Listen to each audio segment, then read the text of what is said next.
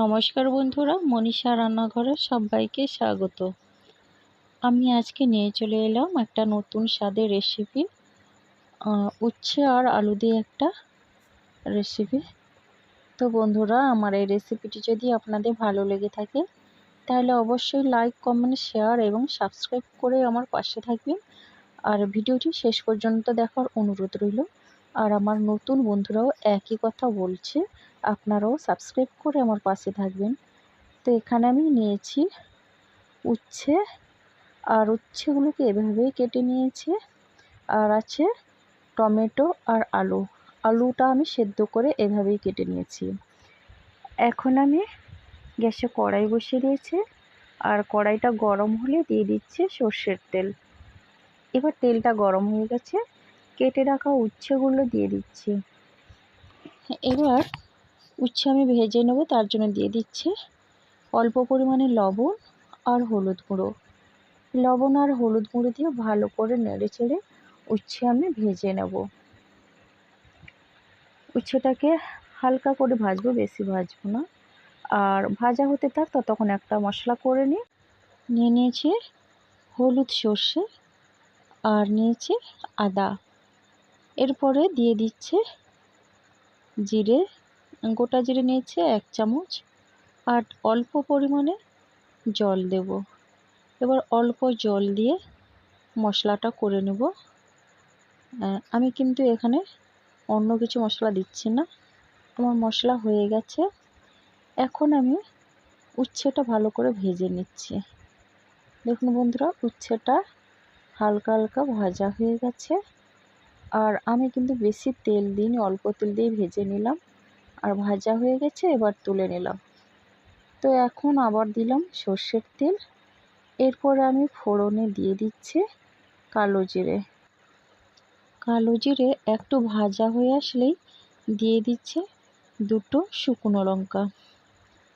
এরপর শুকনো লঙ্কা দিয়ে ভালো করে নেড়ে চেড়ে নিলাম। এখন দিচ্ছি 2 তেজপাতা, আর তেজপাতা আমি সবসময় ধুয়েই দিই।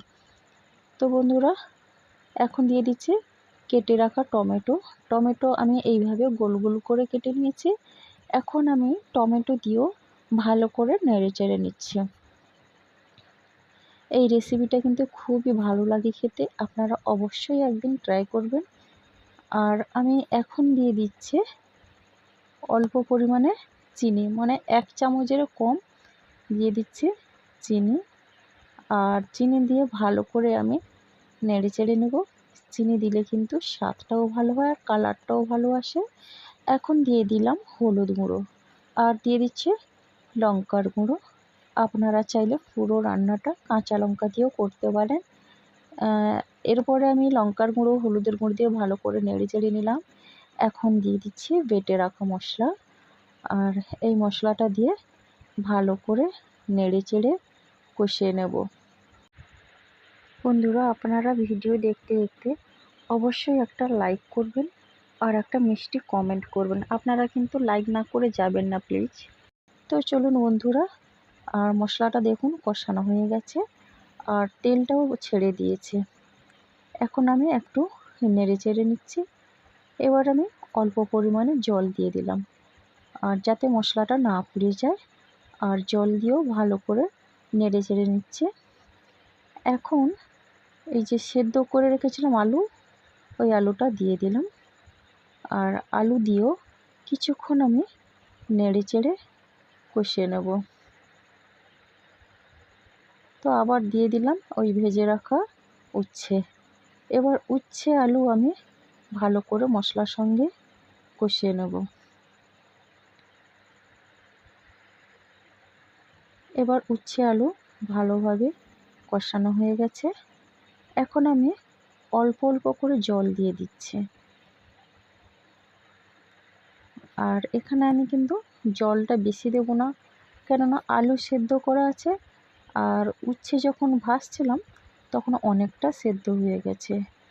তাই এখন আমি দিয়ে দিচ্ছি পরিমাণ মতো লবণ। এরপর লবণ দিয়ে একটু নেড়ে চেড়ে নিলাম। এখন আমি ঢাকনা দিয়ে রান্নাটা করে নেব। তো বন্ধুরা, এখন আমার রান্নাটা হয়ে গেছে, আর আমার আলু উচ্ছে সবও সেদ্ধ হয়ে গেছে।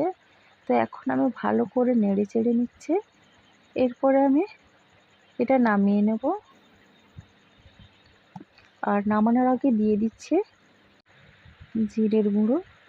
আর আমি জিরের গুঁড়ো দিয়ে ভালো করে নেড়ে চেড়ে নিচ্ছি। এই উচ্ছে আলু রেসিপিটা অসাধারণ লাগে, আর আপনাদের বলে বোঝাতে পারবো না। তার জন্য অবশ্যই একদিন আমার মতো করে রান্না করবেন, দেখবেন খেতে খুব ভালো লাগবে। নিরামিষ দিনে আমি তো এই রকম রেসিপি প্রায় করে থাকি, খুবই ভালো লাগে। তো বন্ধুরা, আমার মতো করে আপনারা অবশ্যই একদিন বানান, দেখবেন এটা কিন্তু সবাই চেটেপুটে খাবে, সবার খুবই ভালো লাগবে। ধন্যবাদ, সবাই ভালো থাকবে।